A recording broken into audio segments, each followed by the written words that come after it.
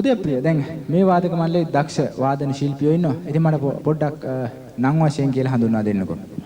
Lead ගිටාරයෙන් අපේ රොෂාන් ඉන්නවා.